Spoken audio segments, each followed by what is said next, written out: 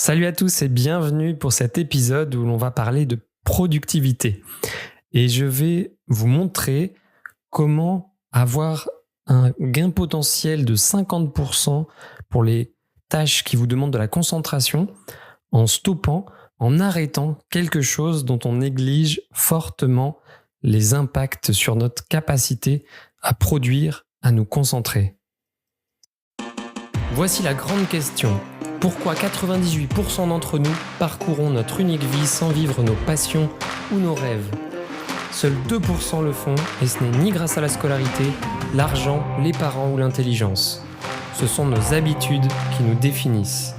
Quelles sont les plus efficaces pour devenir ce que j'ai appelé un libre-preneur, un acteur de sa liberté pour choisir sa vie ? C'est la question de ce podcast et je vous donne les réponses. Mon nom est Marc-Antoine Richard. Bienvenue dans la tribu des libre-preneurs. J'espère que vous allez bien. On est parti pour cet épisode où on va parler de concentration, de productivité. Donc c'est un secret pour personne. Aujourd'hui, notre temps d'attention, de concentration, de production est de plus en plus faible au fur et à mesure des années. Puisque la quantité d'informations à laquelle on accède est vraiment aujourd'hui supérieure à la demande. Donc, on est soumis à tellement d'informations que l'on est obligé de réduire notre attention et puis de zapper, de passer d'une information à une autre. Puisque c'est vrai que cette information, aujourd'hui, elle est partout. On a de plus en plus d'écrans autour de nous, que ce soit la télé, l'ordinateur, maintenant on a les smartphones, les montres, bientôt il y aura probablement les frigos, les miroirs. Les écrans se glisseront partout et avec eux de l'information, les réseaux sociaux dont le but est quand même que l'on reste le plus longtemps dessus possible.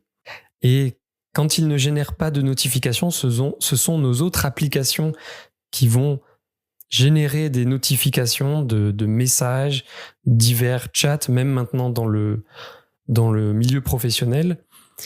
Et on a aussi, du coup, eu l'habitude de zapper, d'aller d'une information à une autre, de consulter une actualité rapidement, puis d'aller à une autre. Et c'est aussi comme ça que se sont orientés les médias en nous proposant maintenant quasiment uniquement que du contenu choc au niveau émotionnel pour que cela attire notre attention qui est de moins en moins présente et que l'on aille d'une actualité à une autre. Et puis dans le milieu professionnel, on a aussi de plus en plus des bureaux en open space qui vont aussi diminuer notre capacité à être attentif, concentré avec sans cesse des informations qui arrivent de tous les côtés. Donc au final, on se retrouve avec un chiffre qui est assez flagrant, c'est qu'en 30 ans, les 30 dernières années, nous avons produit plus d'informations qu'en 5000 ans d'histoire. Donc nous sommes littéralement baignés dans de l'information. Et on parle donc de chiffres comme aujourd'hui, nous avons 8 secondes d'attention maximum disponible lorsque l'on est en train de naviguer sur le web.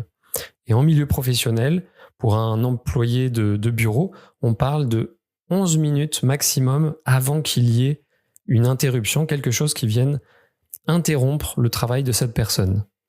Donc à partir de là, on comprend bien qu'il est difficile d'être un producteur, de produire et de ne pas tomber dans la tendance générale où l'on est des consommateurs d'informations à longueur de journée.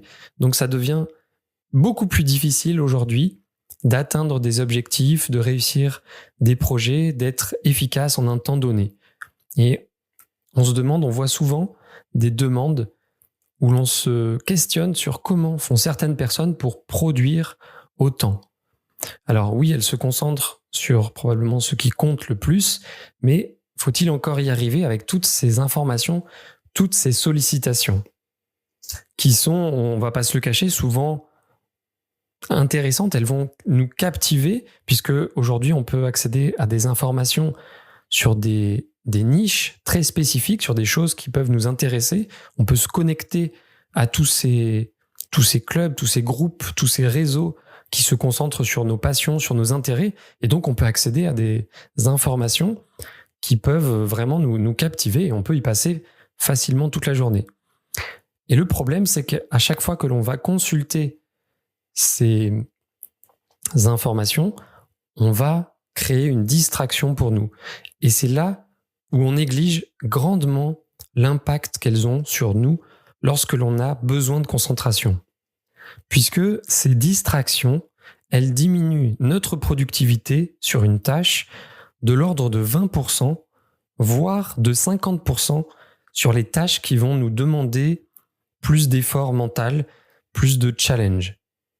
Donc voilà, c'est tout sauf quelque chose de négligeable. On parle de 50% de productivité en moins. Et vous pouvez en plus ajouter ça avec une moyenne de 25 minutes supplémentaires pour réussir à revenir à la tâche initiale avant l'interruption, la distraction. Puisqu'on a tendance, après une distraction, à faire deux autres choses en moyenne. On passe par 2 étapes supplémentaires avant de revenir à la tâche initiale dans laquelle on était. On va peut-être consulter un mail ou une information suite à la distraction ou consulter son téléphone, mais on va perdre 25 minutes après cette distraction, sans parler qu'il faut réussir à retrouver le pic de concentration que l'on avait avant cette distraction. Donc on se rend compte qu'il y a un levier, un potentiel énorme en termes d'efficacité, de productivité, à réussir à stopper les distractions autant que possible dans nos journées. Et sur les tâches importantes qui demandent de la concentration, c'est gagner 50% de productivité. Donc c'est vraiment pas rien du tout. Donc comment on peut faire ? Je pense que sur les tâches importantes sur lesquelles vous devez vous concentrer, il faut avoir des habitudes vraiment de pouvoir complètement couper les interruptions, les notifications de son téléphone. Donc pour ça, vous avez le mode silencieux dans vos téléphones qui permet, sans passer par le mode avion où on est complètement coupé de tout, mais le mode silencieux vous permet quand même de définir quels numéros ou quelles actions peuvent quand même vous distraire si jamais il y a une urgence. Mais tout le reste est coupé. Vous n'avez plus ces notifications qui s'allument sans arrêt sur votre téléphone et qui peuvent potentiellement vous amener à arrêter votre tâche et aller consulter le message ou la notification, l'email qui est arrivé. Donc déjà, voilà, coupez les notifications sur votre téléphone et faites de même sur l'ordinateur, puisqu'on utilise de plus en plus, et ce sera la tendance, des logiciels, des applications sur l'ordinateur qui permettent de faire beaucoup de choses qui sont très intéressantes, mais qui peuvent aussi vous envoyer sans arrêt des notifications. Donc là aussi, le réflexe, c'est de les couper pour être tranquille. Et n'hésitez pas peut-être à mettre un message sur votre porte quand vous avez besoin de vous concentrer quelques dizaines de minutes, ou de définir peut-être un signe rapide pour avertir vos collègues que vous êtes dans un moment où vous êtes concentré, pour avoir vraiment le minimum de distraction. Et puis essayez aussi de ne pas ouvrir vos emails avant une certaine heure, peut-être en fin de matinée, puisque là aussi, c'est une grande source de distraction.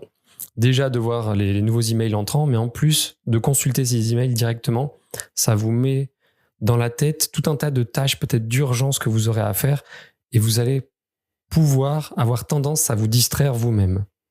Et petit aparté concernant les emails, déjà que l'on manque de capacité de concentration, en plus on manque de temps à cause des emails, puisque une étude a montré que on passe 28% de notre temps de travail à gérer nos emails si l'on n'a pas d'habitude en place pour justement empêcher ça. Donc vraiment, il faut voir les emails comme une possible distraction très importante et une possible perte de temps très importante. Donc il faut essayer de les gérer différemment à des heures bien définies et puis réduire leur quantité.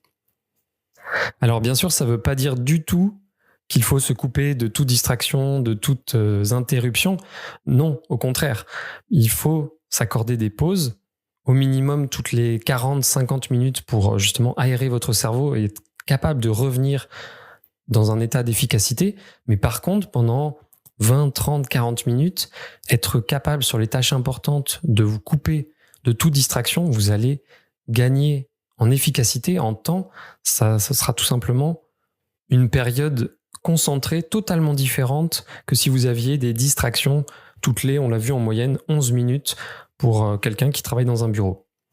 Et puis, c'est aussi une sensation qui est complètement différente, un ressenti en pleine concentration où on se sent vraiment très efficace, on enchaîne les actions, les tâches, on va avoir de nouvelles idées et puis à la fin de cette période-là, on va se sentir plus en confiance, plus fier de nous et on ne peut pas négliger que l'on a un gain de temps qui sera lui aussi de l'ordre de 20 à 50%.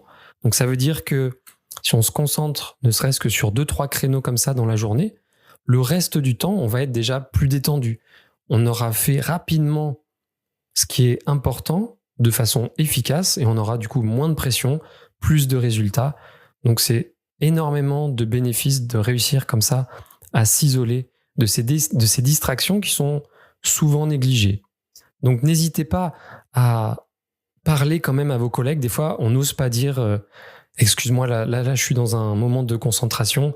Est-ce que tu pourrais revenir plus tard? Mais souvent, on n'ose pas le dire, mais il suffit d'expliquer en amont que de telle heure à telle heure, on a des moments où on est très concentré et les personnes peuvent comprendre. N'hésitez pas à donner des chiffres comme je vous ai cité et c'est des habitudes à prendre même dans des équipes très grandes. On peut avoir ces temps-là. C'est un mode de fonctionnement. Mais il ne faut surtout pas négliger ces distractions. Vous y gagnerez énormément en temps, en efficacité et en bien-être aussi en ayant beaucoup moins de pression. Voilà, dans l'idée, c'est de réussir à gérer, à contrôler, à choisir vos distractions, vos interruptions et vous gagnerez grandement en efficacité. Je vous remercie pour votre écoute. Je vous souhaite une bonne journée ou une bonne soirée et je vous dis à très bientôt pour le prochain épisode. Ciao! Si vous souhaitez découvrir et mettre en place des habitudes adaptées à votre profil pour atteindre la vie de vos rêves, rendez-vous sur libreneur.com pour démarrer gratuitement votre première quête. Vous serez immergé dans une histoire avec ses apprentissages, ses défis et ses récompenses. À tout de suite!